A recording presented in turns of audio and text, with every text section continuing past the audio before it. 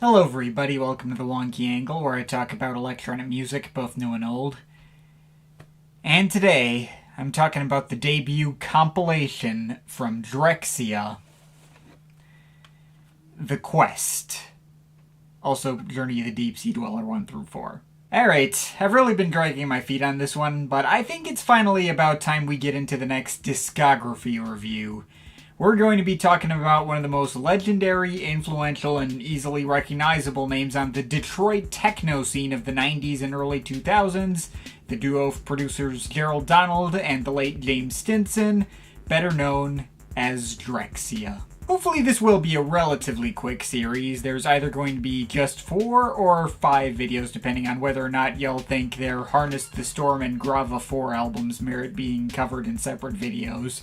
There's a part of me who kind of wants to discuss both together in the same video, out of not being sure if A, if I have enough to say about them individually, and B, they're being somewhat thematically linked and coming out in the same year. But let me know how you guys feel about that. Anyway, before I get into anything else, I should mention up front that this series is technically a paid request. I never reopened discography reviews for paid requests on Patreon.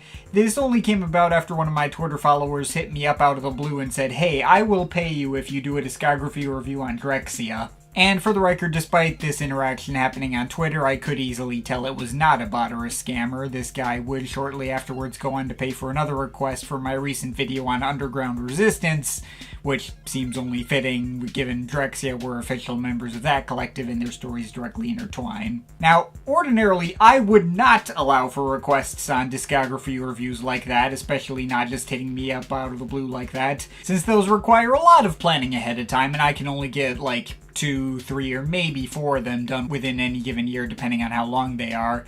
But I had looked at his offer and thought, well, a series on Drexciya would be pretty short, would not require a ton of work or especially cut into my schedule, given their catalog only has 4 major releases to talk about, including The Quest.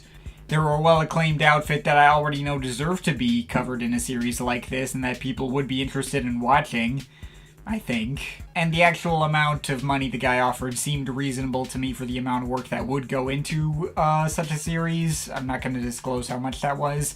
So I made a one-off exception and took him up on his offer.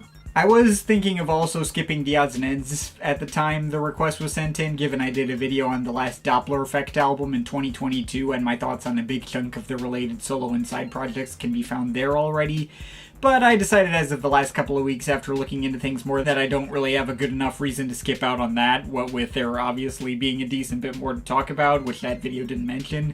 James Stinson has solo work too, for instance, even if it's not as much as Gerald Donald. So that video's gonna take quite a bit of work, but I think that'll be necessary to fully do them justice. But anyway, we'll get to that when we get to that.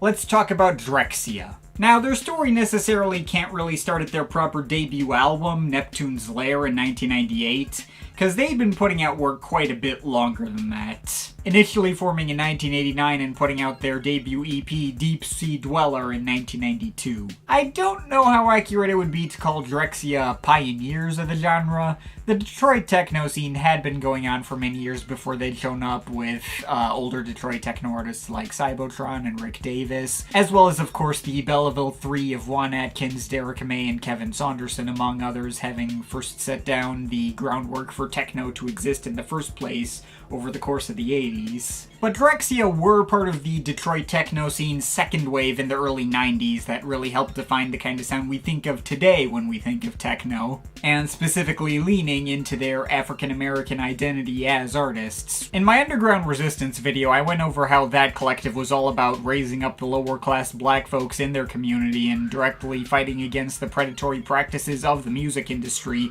predominantly controlled by white people.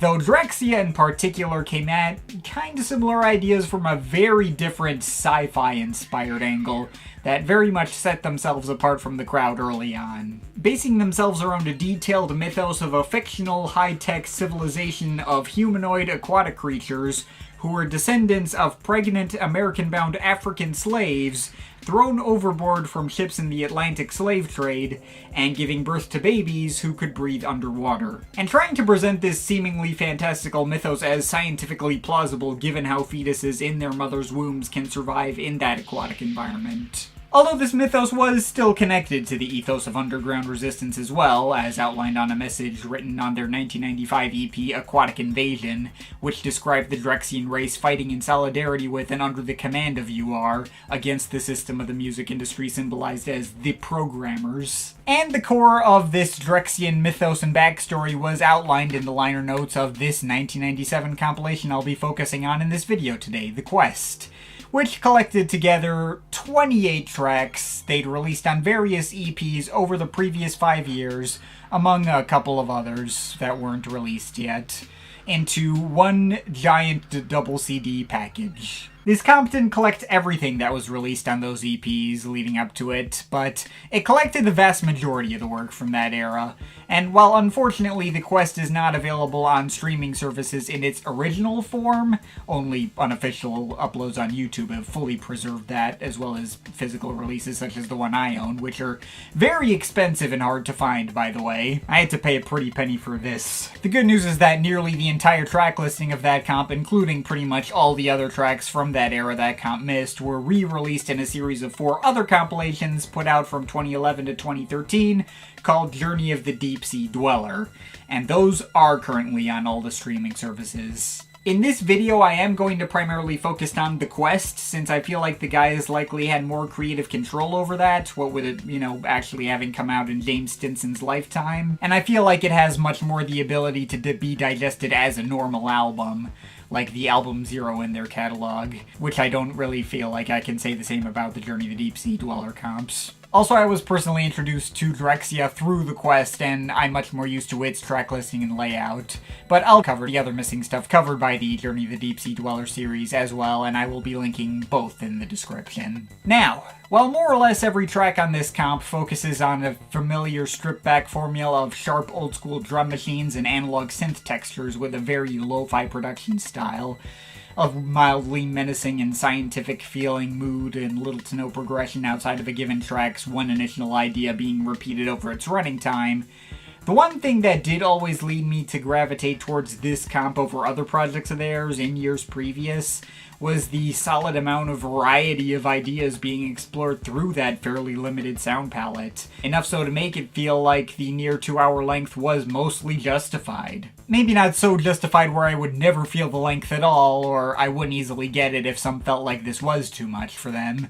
I would be lying if I said all 28 tracks on this thing hit for me on the same level, or that there were no moments of this comp that, kinda ran together or bounced off me. But the hits on here vastly outnumber the misses, and the worst crime those misses commit is just not really standing out in context. Everything here is enjoyable in a vacuum. And the experience does start out remarkably strong.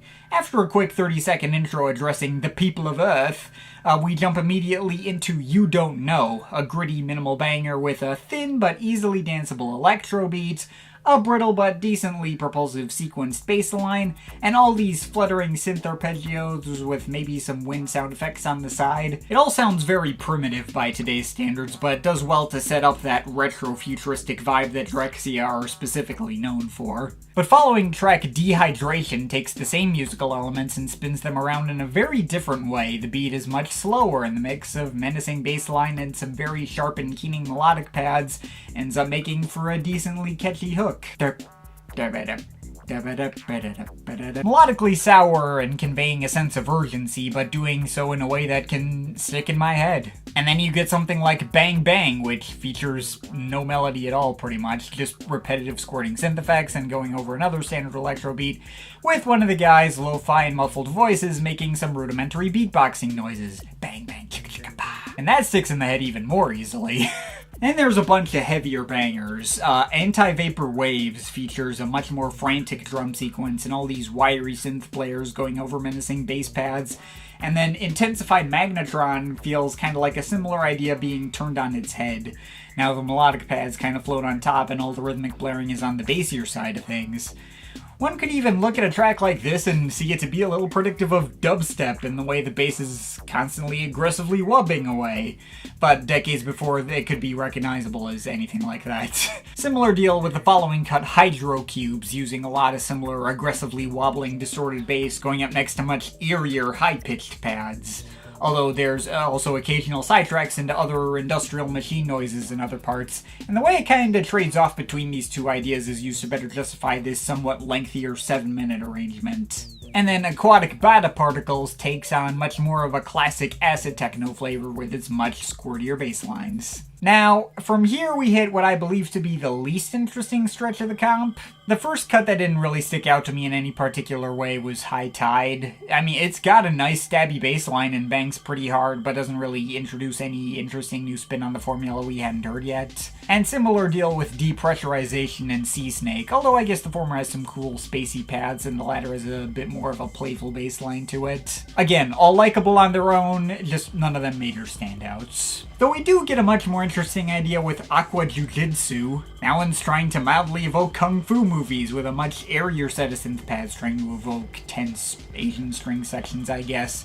Also a kind of scaring beat given a slightly more organic flavor through some shakers and all these really robotic sounding karate yells. I will admit this track did fall in the background for me more often than you would expect. It's not such a divergence in the typical electro sound to stick out in that way, but it is still a pretty dang creative arrangement and stuck out to me more the closer I paid attention to it. Also quite like Beyond the Abyss, it's this strikingly thick percussion arrangement with these big bouncy kicks taking up most of the mix, and that pretty consistently stuck out to me as cool. Lardossa Funk, on the other hand, doesn't really hit for me as much. The funky synth bass lines, blippy melodic textures, and all the ascending and descending key changes are nice, but it kind of feels like a combination of other ideas they'd already showcased in more interesting ways previously on the comp. I do feel like the idea behind that track is given a bit more dramatic stakes on following cut, Red Hills of Lardossa, in the way it combines a similar funky bass line with some more spacious synth pads, a faster beat, and all these propulsive clanking effects.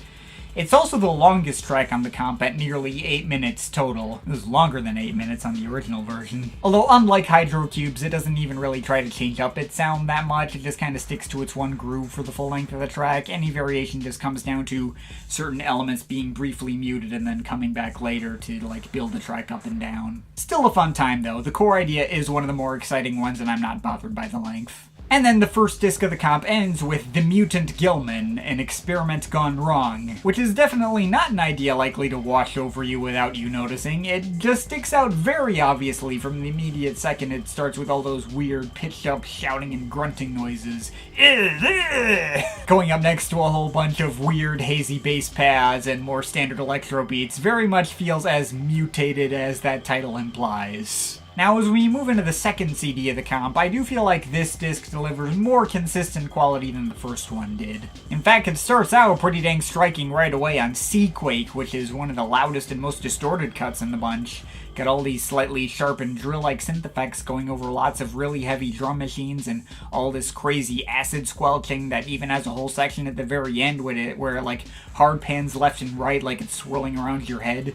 That is a banger for sure. Bubble Metropolis is probably most notable for the inclusion of this, I guess, woman announcer voice guiding a Drexciyan cruiser through some kind of transport system. It definitely helps add to the whole futuristic environment they're trying to set up, even if the actual track, once it gets going, is one of these sparser tracks on display, just kind of a basic electro beat and some squirty effects and stuff, even though there is a tune to it. And it's still less sparse than Living on the Edge, which goes even more minimalistic as all these squirty effects go even bassier and form even less of a tune. Though I guess it can stand out a little for the tension created by its comparative emptiness. Also, the version on this comp is the instrumental version. The original version on the EP featured a little bit of who I think to be Gerald Donald's stilted rapping to fill in the space. That might have been preferable to include on this comp for variety's sake, although the lines about no friends, no life, no love, no wife, taking a weird turn at the end into no patience, no race relations that caught me off guard. So I could go either way, which version you want. And I suppose what I might have wanted out of that track is also delivered better by the following track, Aquabon. I mean, it's like the Autobahn, but it's underwater, get it? Got a mildly nervous bass line, kind of chiptune sounding synths, processed DJ scratching noises, and weird synth riffs acting as lead up to Gerald Donald's repeatedly saying the title through a vocoder. Another track that can definitely stick out among the crowd. This is also labeled as the remix. The original EP version was only 2 minutes, while this version is Ever so slightly higher pitched, and more importantly includes this whole new section at the end where almost everything in the mix gets stutter edited, like every first and third beat are copy pasted to the second and fourth beats. It's pretty cool and a clear improvement from the original. Positron Island is another heavy acid banger, with the acid being on the much bassier side this time, and there's a lot of drill-like synths sort of acting as melodies. That one goes hard. And then we get Dr. Blowfin's Water Cruiser, originally called Danger Bay when it was initially released on its respective EP, switching over to a much slower beat that has all these really squeaky synth effects going over it and some inaudible voices in the background. Not a major favorite, but not one likely to fall into the background either. And you get arguably one of their signature tracks. Wave Jumper is another standard electro banger with more arpeggios and ascending drill-like synths, although the hook made by the latter is another one of the catchier ideas. And of course we get one of the guys putting on this fake old man voice while telling the lore behind Drexciya wave jumpers. And those are the dudes you've seen printed on some of their early EPs like Aquatic Invasion and sort of acted as their logo. It's the one on the back cover here, that's a wave jumper. Apparently there are only 2 wave jumpers in existence, I suppose corresponding to the 2 guys themselves, maybe. All the remaining tracks have even more striking ideas in my opinion, even if they're all on the shorter side. Take Your Mind has this really jittery stop-start beat that almost has a little bit of an 8-bit video game feel to it, and a voice telling you to take your mind to another level. Dead Man's Reef has all these big filter bass stabs and bright synth chords, creating this really dramatic and intense ascending chord progression. Vampire Island starts bringing in MIDI church organs because vampires or something, trying to make like this electro campy horror movie theme of sorts. That one's fun. And then we get arguably the comp's most chill moment in Neon Falls that builds itself around all these airy and laid-back ambient pads, although they're still going up next to all these wiry arpeggios and standard foot-tapping electro beats. Finally, the comp closes on The Last Transmission, which is one of the brightest and happiest sounding cuts in the bunch, with all these major key bass stabs going up next to futuristic chord progressions and fittingly more bubbly and aquatic sounding bass underneath. This one almost kind of feels like a hint at the direction they would end up going in for their actual debut album a year later, and that is cool. Oh yeah, and I should probably mention the fact that the vinyl version of the comp has an extremely cut down track listing, and one single exclusive track on it called Ref Rhythms Bonus Beats. Technically Reef Rhythms, but they, I guess, misprinted it or something. It's just a really heavy percussion loop, and I swear it has been copied off one of these other tracks, though I couldn't tell you which one exactly. And it's whatever. So, there's everything included on the original The Quest comp.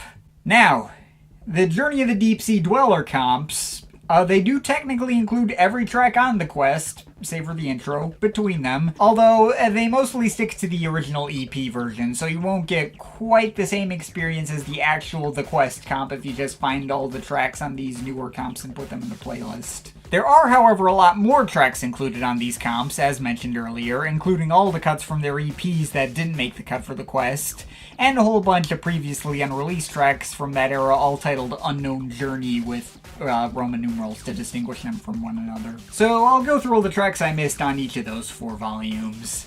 On Volume 1, we got a beatless track called Welcome to Drexciya, with lots of layered synth arpeggios that sound like them paying a bit of homage to their European synth influences from the 70s. We got Hydro Theory, which is kind of an alternate version of Hydro Cubes that goes in a different direction with some much thicker and oilier bass and a much more frantic beat with all these glacier percussion textures plinking on top.